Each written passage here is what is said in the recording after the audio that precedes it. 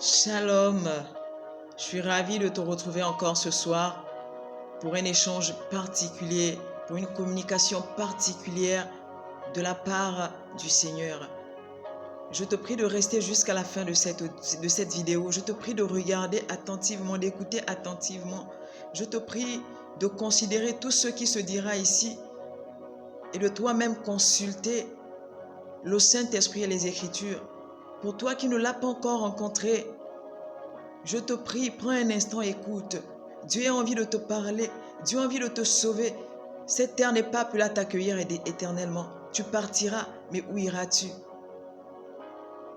Si tu n'es pas encore abonné à cette chaîne, je te prie de t'abonner. Parce que ici, nous parlerons de tout ce qui concerne les choses du royaume. Avant de commencer ces moments, j'aimerais bénir Dieu. Éternel Dieu de bonté, je te dis merci pour le souffle que tu accordes à chacun de nous, que tu m'accordes, que tu accordes à celui qui est en train de me regarder. Papa, je te dis merci pour nos familles.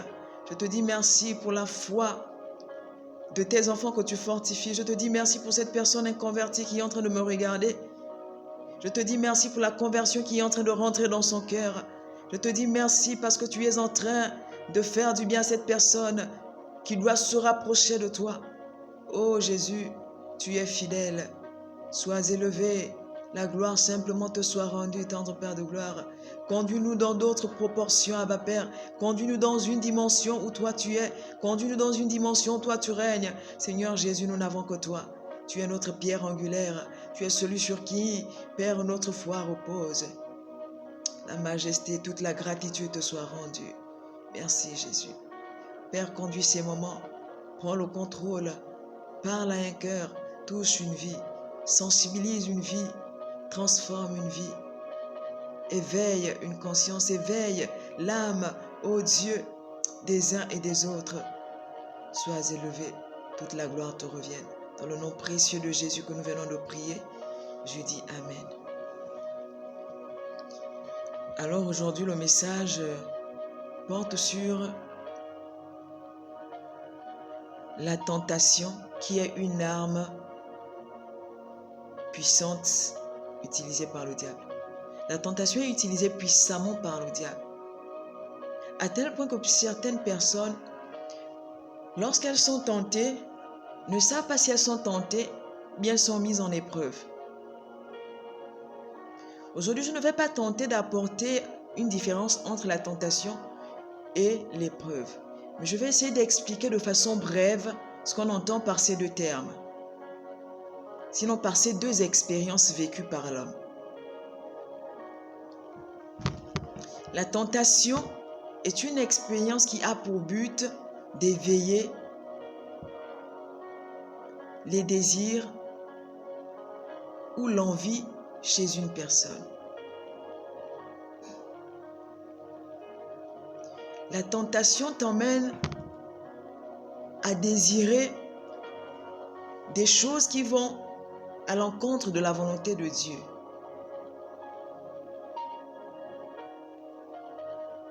Puisque nous sommes dans un domaine plus ou moins ecclésiastique, nous sommes là dans la foi. On parle de la tentation qui se produit dans la vie, soit des chrétiens ou des non-chrétiens. Un chrétien peut être tenté, un non-chrétien peut également être tenté. Donc, la notion d'aujourd'hui concerne tout le monde. Tu es chrétien, cette notion est pour toi. Tu es non-chrétien, cette notion est pour toi. Alors ne passe pas outre. Prends ton temps, écoute. Je crois que Dieu a envie de nous parler à tous. Dieu a envie de toucher la sensibilité de quelqu'un. Dieu a envie d'éveiller les sens de quelqu'un pour ne plus qu'il soit emmené à être tenté et à tomber. Dieu veut te donner des stratégies aujourd'hui pour ne plus que tu te retrouves dans les pommes de la tentation. Alors je disais, la tentation est une expérience qui a pour but d'éveiller le désir ou l'envie chez une personne. Par exemple, vous êtes un homme marié, vous avez des désirs qui se tournent ou qui se portent vers des femmes autres que votre femme. Le désir qui est en train de grandir dans ton cœur, le désir qui est en train de naître, bien-aimé, ou l'envie de toucher à quelque chose qui n'est pas à toi.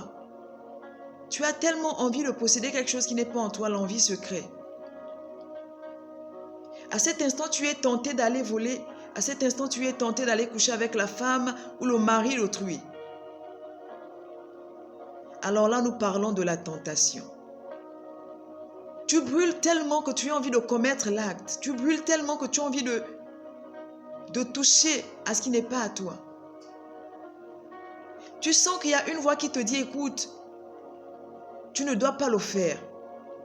Mais il y a aussi une autre force qui te dit, vas-y, je veux que tu le fasses. Vas-y, je veux que tu le fasses.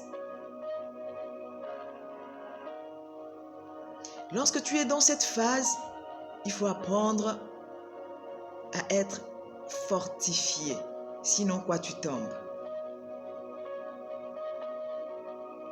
Et la différence qui existe entre la tentation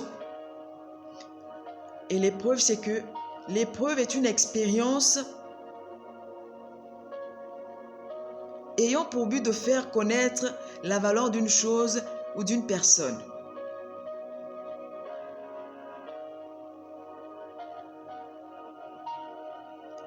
Lorsqu'on parle de l'épreuve qui permet de connaître, qui a pour but de connaître la valeur d'une chose ou d'une personne, on peut parler par exemple d'avoir en fait le désir d'éprouver la solidité d'un mur, la solidité d'un bâtiment, la solidité d'un pont. Lorsqu'un pont vient par exemple d'être construit, certainement des ingénieurs vont user des méthodes stratégiques pour le tester, pour voir si des véhicules peuvent passer dessus.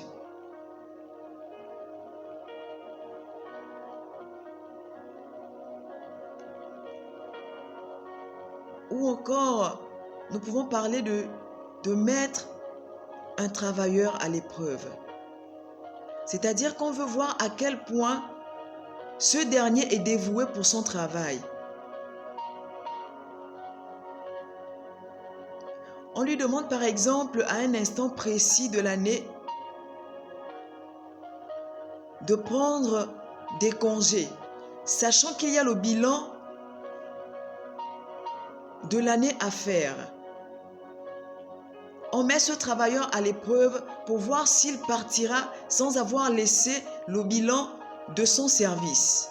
Et si ce dernier part, on comprendra que celui-ci n'est pas dévoué pour son travail. La différence qui existe entre l'épreuve et la tentation, bibliquement parlant, c'est que Dieu ne tente personne. Oui, Dieu ne tente personne.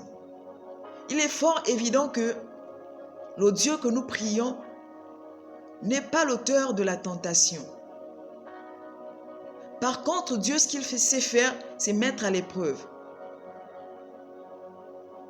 Lorsqu'il fallait éprouver la foi d'Abraham, il a demandé à ce dernier de sacrifier son unique fils, de sacrifier son héritier.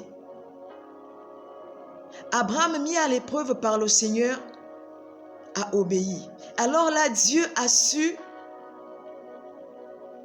que ce dernier l'aimait plus que son enfant. Ce dernier l'aimait plus que sa vie. Dieu te met en épreuve pour juger de tes capacités. Quelles sont tes forces? Là encore, c'est une parenthèse que rapidement je vais fermer. Donc, je disais, la tentation est une arme puissante utilisée par le diable. La tentation, une arme puissante utilisée par le diable.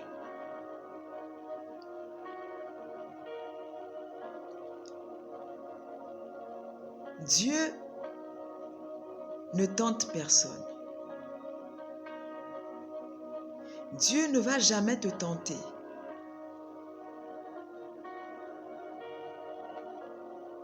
Retiens ceci, Dieu ne va jamais te tenter. Dieu sera là pour s'assurer que ta foi est solide au travers des épreuves qu'il mettra sur ton chemin. La tentation en soi est négative. La tentation en soi t'emmène à commettre des impairs, t'emmène à t'égarer, si je peux le dire. La tentation favorise l'égarement. La tentation favorise la perdition. Lorsque tu es tenté, que tu tombes, tu es susceptible de te perdre. Je prends l'exemple d'un monsieur marié qui est tenté par une très jolie fille qui n'est pas sa femme. Il tombe avec elle. Ce dernier, en tombant avec cette jeune fille, décide de mettre sa femme et ses enfants dehors. À cet instant, je me permets de dire que ce dernier, alors qu'il a été tenté et qu'il est tombé, et qu'il soit en train de commettre l'irréparable, c'est perdu. Pourquoi? Parce qu'il n'a pas eu le discernement. Il n'a pas su se maîtriser, il n'a pas su se contrôler. Alors, je rentre directement dans le sujet que je suis en train de développer. Je veux qu'on lise un passage, on doit beaucoup lire aujourd'hui, vraiment beaucoup lire. Nous allons prendre la Bible. La Bible, c'est le moteur, la Bible, c'est la révélation. C'est notre canevas. La Bible déclare dans le livre de Jean 1 au verset 13 que personne lorsqu'il est tenté ne dise « c'est Dieu qui me tente ». Car Dieu ne peut être tenté par le mal et il ne tente lui-même personne. Que personne ne dise lorsqu'il est tenté que c'est Dieu qui le tente. Lorsqu'il a envie de satisfaire ses passions, il a envie de satisfaire un besoin et cette envie l'emmène à aller voler, cette envie l'emmène à commettre l'adultère. Qu'il ne dise pas c'est Dieu qui est en train de le tenter, pourquoi? Parce qu'il envoie des belles femmes devant lui. Un pasteur qui est face, qui est dans une assemblée où il y a une multitude de beauté et il se dit c'est Dieu qui me les a envoyées. Du coup, il est tenté à toutes les toucher ou encore à les toucher sans les marier. Qu'il ne se permette pas de dire c'est Dieu qui est en train de me tenter. Dieu ne va jamais te tenter. Dieu ne va jamais te tenter comme la Bible vient de nous le dire. Que personne lorsqu'il est tenté ne dise c'est Dieu qui me tente. Car Dieu ne peut être tenté par le mal et il ne tente lui-même personne. Dieu ne peut être tenté par le mal et il ne va jamais tenter personne. En aucun cas, Dieu ne va tenter personne.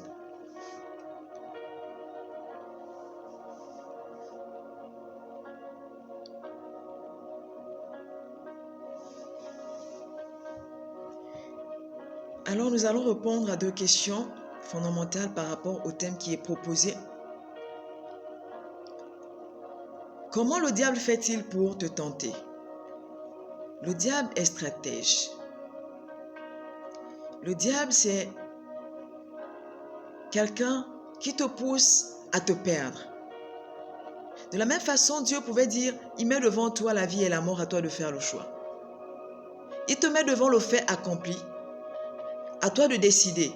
Tu décides soit de t'abstenir ou de te lancer malgré les conséquences qui vont s'en suivre. Il est stratège. Il ne va jamais te forcer la main. Mais de façon de façon, j'ai envie de dire, indirecte, il te force la main. Parce qu'il met devant toi toutes les bonnes choses que tu peux apprécier. Toutes les choses qui peuvent t'emmener à pécher.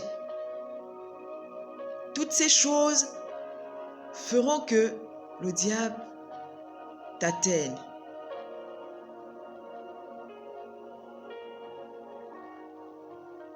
Comment le diable utilise-t-il la tentation? Pourquoi le diable tente-t-il? Pour les enfants de Dieu, le diable va vous tenter pour atteindre votre foi. Lorsque tu tombes avec une femme qui n'est pas ta femme, tu commets l'adultère. Tu pèches contre Dieu.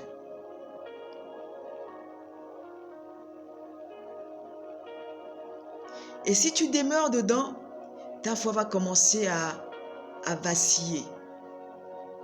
Ta foi va commencer à bouger. Et tu vas commencer à rentrer dans les raisonnements. Que je ne suis pas le seul à commettre cet acte. Je ne suis pas le seul à me retrouver dans ces circonstances, mais dans cette situation. Il y a plusieurs avant moi qui l'ont commis. Où tu vas prendre des exemples dans la Bible où le roi David a eu plusieurs femmes, où le roi Salomon a eu plusieurs femmes. Et ta foi va commencer à connaître une certaine souffrance. Il est même possible que tu t'égares, que tu abandonnes la foi parce que le plaisir pour toi va dominer. Que tu t'égares vraiment, que tu aies un sentiment d'égarement. La véritable cible de Satan, c'est ta foi. Chrétien, la véritable cible de Satan, retiens ce soir, la véritable cible de Satan, c'est ta foi. Lorsqu'il t'emmène à commettre un péché que tu n'arrives pas à laisser, lorsqu'il t'emmène à commettre un péché que tu n'arrives pas à abandonner, il veut simplement toucher à ta foi. Il veut toucher à ce qui te permet de te rapprocher de Dieu. Il veut toucher à la sensibilité parce qu'il sait que si ta foi est sensible, il y aura des failles, il y aura des fissures, il pourra facilement t'atteindre.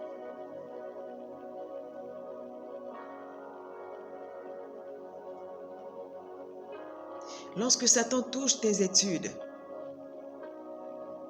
lorsqu'il touche ton mariage, lorsqu'il touche, bien-aimé, tes finances,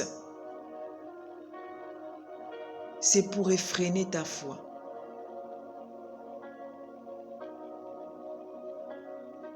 Oui, il peut toucher tout ce qui concerne ton confort, juste pour freiner ta foi. Comment il va faire pour toucher à tes études? Il va t'emmener à tricher à l'école. Comment il va faire pour toucher à tes finances? Il va t'emmener à dilapider ton argent. Comment il va faire lorsqu'il touche à ton argent? Il t'emmène à vivre au-delà de tes moyens.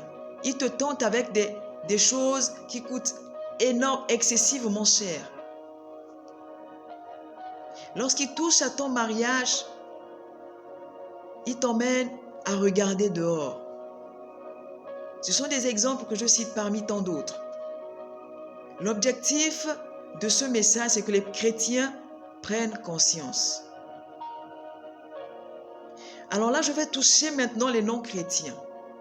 Quand bien même tu n'as pas accepté Jésus, quand bien même tu n'as pas accepté, tu ne le connais pas encore, tu peux, j'en suis sûre, être une meilleure version de toi-même.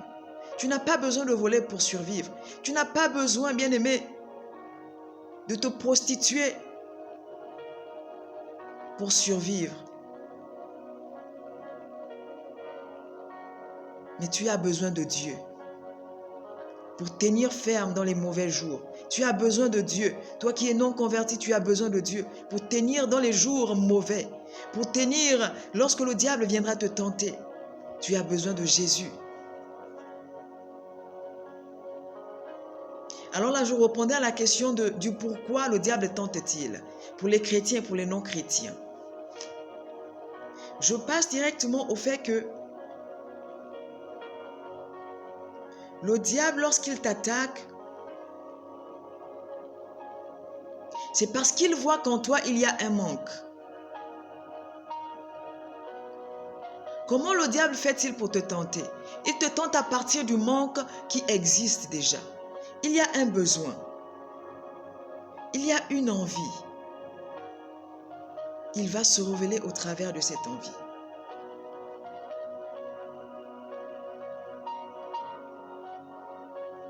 Dans la Bible, dans le livre de Genèse 4, verset 1er jusqu'au verset 2, la Bible nous parle de l'histoire de Caïn, et d'Abel. Caïn et Abel, tous deux avaient offert des sacrifices à Dieu. Abel donne le premier-né de son troupeau. Caïn donne les prémices de son champ ou de son jardin, des meilleurs fruits de son jardin. Il s'avère que Dieu approuva le sacrifice d'Abel, mais n'approuva guère le sacrifice de Caïn. La Bible dit à Caïn, Dieu dit à Caïn, si certainement tu agis bien, tu relèveras ta tête. Mais si tu agis mal, le péché se couchera à ta porte. Ça veut dire que Caïn avait déjà des prédispositions. Caïn agissait certainement mal, comme la Bible nous le dit. Et ça a été prouvé lorsqu'il a tué son frère. Caïn avait un cœur certainement mauvais. Caïn avait un cœur qui ne plaisait pas à Dieu. Caïn avait des attitudes qui déplaisaient à Dieu. La Bible dit à Caïn, Dieu dit à Caïn dans la Bible que si tu agis bien, certainement tu relèveras ta tête. Le crime qu'il commet est simplement le fait qu'il avait déjà des prédispositions dans son cœur.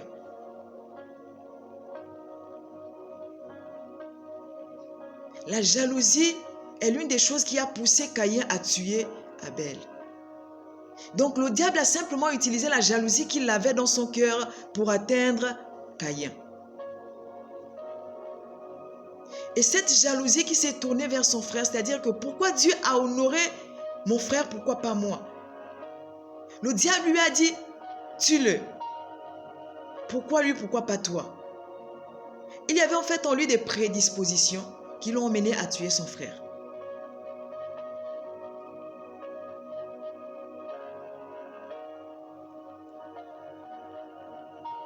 Lorsque tu es quelqu'un qui te masturbe, lorsque tu es quelqu'un qui est encore dans la masturbation, bien-aimé, que tu sois chrétien ou non chrétien, la chose est là, il faut qu'on la traite. Tu es dans la masturbation, tu es dans la pornographie, tu es dans la prostitution.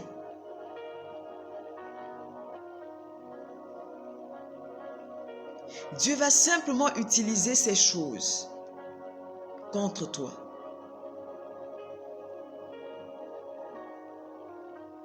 Qu'est-ce qui t'entraîne vers la prostitution? Le manque d'argent. Dans la plupart des cas, c'est le manque de stabilité financière. Dans la plupart des cas, ceux qui se masturbent, ce sont ceux qui brûlent. Il a vu en toi le besoin, le désir d'avoir une femme. Il te dit, mais tiens, puisque tu n'es pas encore marié, tu peux te masturber. Puisque tu n'es pas encore marié, tu peux substituer la femme à du savon. Tu peux le faire avec des gadgets multiples. Le monde va à sa fin. Le monde va à sa fin. Avec tout ce qu'on voit, il y a des femmes bien-aimées, des poupées que l'on fabrique juste pour assouvir le désir sexuel. Il faut prendre garde, le monde va à sa fin. Il faut prendre garde, le monde va à sa fin. Donc, au travers du besoin qui est présent, le diable va agir à partir de cela. Au travers du besoin que tu manifestes, le diable va agir et t'inciter. On a dit la tentation, c'est un désir sur une envie. Il met en toi une envie, une certaine envie pour pécher contre Dieu. Il te donne envie d'eux. Tu as faim, il te dit, mais tiens, tu sais, pourquoi tu t'attardes à rester chez toi? Pourquoi tu restes chez toi? Tu peux manger. Tu peux rentrer dans la maison du voisin alors qu'il n'est pas là. Tu peux aller manger chez lui. Et là, tu commets quoi? Le vol. Tu voles et tu pèches contre Dieu.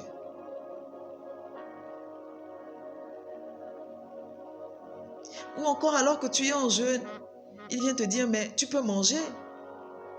Qu'est-ce que Dieu va te faire? Tandis que c'est une décision que tu as prise de jeûner et de chercher ce Dieu certainement dans le jeûne pour quelque chose que tu recherches. Pour la petite histoire, Jésus, lorsqu'il a été tenté dans le désert, c'est parce qu'il a eu faim. Il y avait un besoin. Le besoin, c'était la faim. On le voit dans le livre de Matthieu 26 au verset 41. Et dans le livre de Luc 4, je crois dans le livre de Luc 4, Jésus, lorsqu'il était tenté, c'est parce qu'il avait faim. Il y avait un besoin qui était présent. Matthieu 26, 41, la Bible dit, Jésus eut faim. C'est alors que le tentateur arriva. Et c'est comme ça que le diable va lui dire, mais tiens, tu peux transformer ces pierres en pain. C'est parce qu'il a eu faim que le tentateur est arrivé. Le temps qu'il a passé, les 40 jours, il n'est pas arrivé. Pourquoi? Parce que Jésus n'avait pas faim.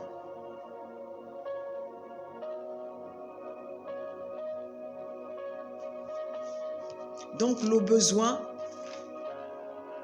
le manque, lorsque ce manque est là, facilement le diable peut l'utiliser contre toi. Lorsque le manque est présent, le diable peut l'utiliser contre toi. Mais Jésus te dit, résiste au diable. Résiste. C'est-à-dire que tu dois avoir des forces, une certaine force pour pouvoir résister au diable. Mais pour pouvoir résister au diable, pour les chrétiens, il faut regarder à Jésus. Pour les non-chrétiens, je t'incite à donner ta vie au Seigneur.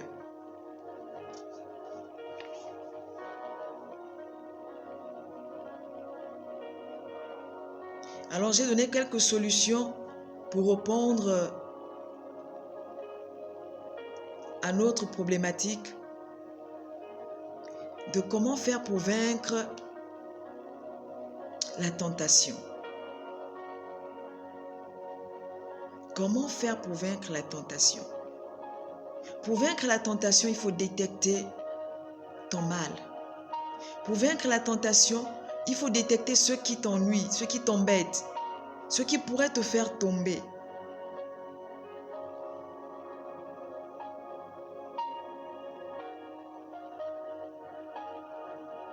Pour vaincre la tentation, il faut garder le contrôle.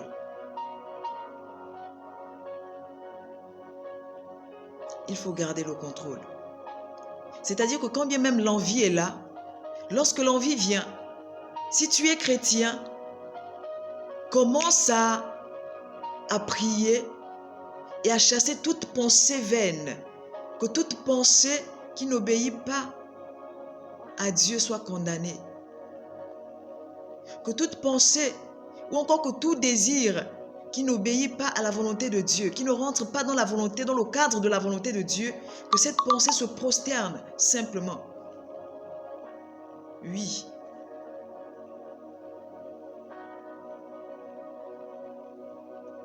Garde le contrôle lors de la tentation. Ne t'agite pas. L'agitation fait que beaucoup de personnes, beaucoup d'enfants de Dieu prennent des mauvaises décisions. Ah, mais puisque la chose est là, je fais comment? Je me lance. Non. En toute chose, apprenons à consulter Dieu. Même quand tu sens que le désir de réussir est là, et qu'on te dise, écoute, tu peux réussir, tu as longtemps cru en Dieu, tu peux toucher au maraboutage, tu peux toucher à la sorcellerie, tu peux rentrer dans beaucoup de choses pour réussir. Il faut que tu aies la révélation que le Dieu que tu pries est un Dieu fidèle. Pour vaincre la tentation, il faut garder le contrôle. Jésus, lorsqu'il était tenté, il n'a pas péché. Jésus, lorsqu'il était tenté, bien-aimé, malgré toutes les propositions que le diable, Satan pouvait lui faire, il n'a pas péché. Il est resté ferme.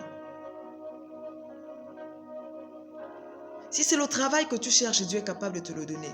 Si ce sont les enfants, ne va pas compromettre ta progéniture en allant prendre des esprits des eaux, en allant prendre des esprits de forêt. On va te faire manger un silure parce que tu attends des enfants. Tu as tellement soif d'avoir un enfant. C'est normal. Mais remets-toi à Dieu. Dieu est capable de te donner ces enfants que tu recherches il y a des années.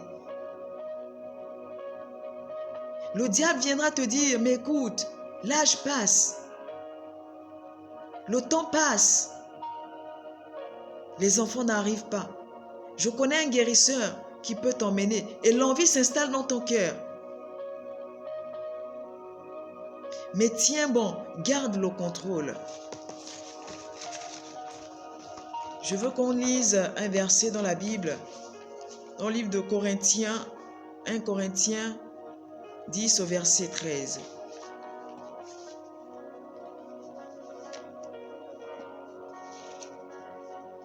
« 1 Corinthiens 10 au verset 13.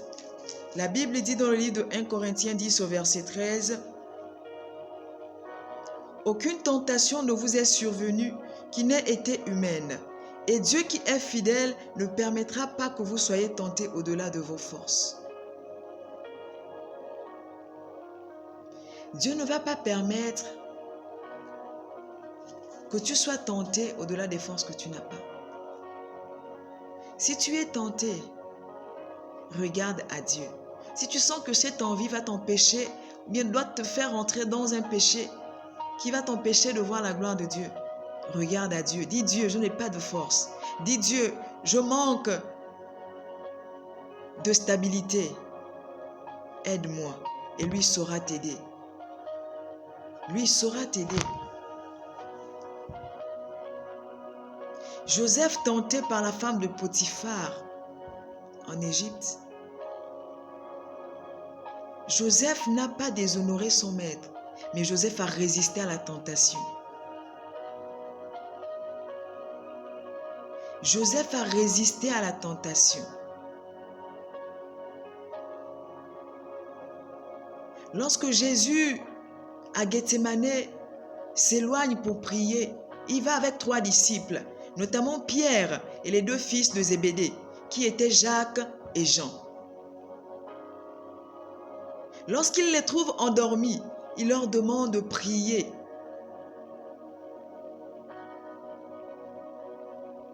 De peur qu'ils ne tombent dans la tentation.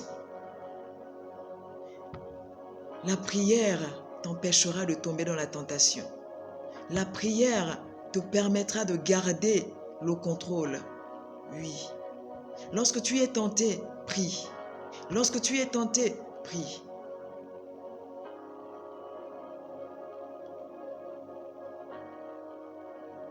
Je t'incite à lire le livre de Jacques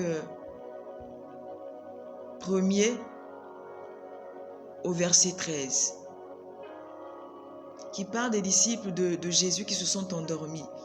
Si tu t'endors, cher chrétien, la tentation se couche à ta porte. Si tu t'endors, chrétien, le diable va te surprendre. Évite le sommeil spirituel.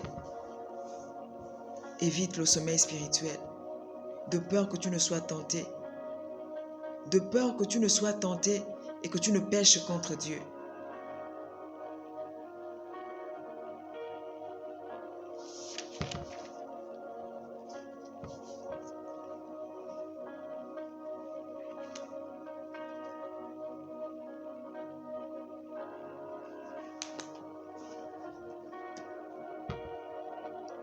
J'espère que j'ai apporté des éléments de réponse ici. J'espère que dorénavant, tu ne vas pas te laisser entraîner par tes envies, par tes désirs. Le diable passera par le manque que tu manifesteras. Lorsque tu as un besoin, remets-toi à Dieu.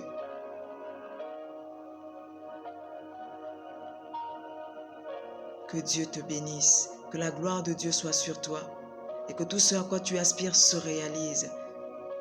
Que toi qui es chrétien, tu aies plus d'attachement à ce Dieu. Toi qui n'es pas encore chrétien, je t'incite à découvrir ce Dieu qui est fidèle, ce Dieu qui est capable de te donner une identité nouvelle. La gloire soit rendue à notre Seigneur Jésus-Christ. Si tu n'es pas encore abonné, je t'incite à t'abonner. Si tu n'es pas encore abonné, j'insiste, abonne-toi. Le Seigneur nous réserve des surprises dans cette chaîne. Le Seigneur va visiter les nations au travers de cette chaîne. Le Seigneur va visiter des familles au travers de cette chaîne. Le Seigneur va empêcher le suicide de beaucoup de personnes au travers de cette chaîne. Le Seigneur va visiter les couples au travers de cette chaîne. Tout ce qui se fera ici, je souhaite que tout ce qui se fait dans ma chaîne soit partagé. Tu écoutes ces messages, partage, sauve des vies, emmène des vies à Jésus, emmène des gens au Seigneur, emmène des gens à connaître Dieu. Le monde a besoin de Dieu. Le monde a besoin de Dieu. Toi qui m'as écouté aujourd'hui, dorénavant tu deviens un message, un messager. Tu deviens un messager. Aide-moi à annoncer l'évangile. Aide-moi à annoncer l'évangile. Donne-moi, s'il te plaît, la capacité de propager cet évangile. Que Dieu te bénisse, qu'il te garde, toi et toute ta famille. Amen.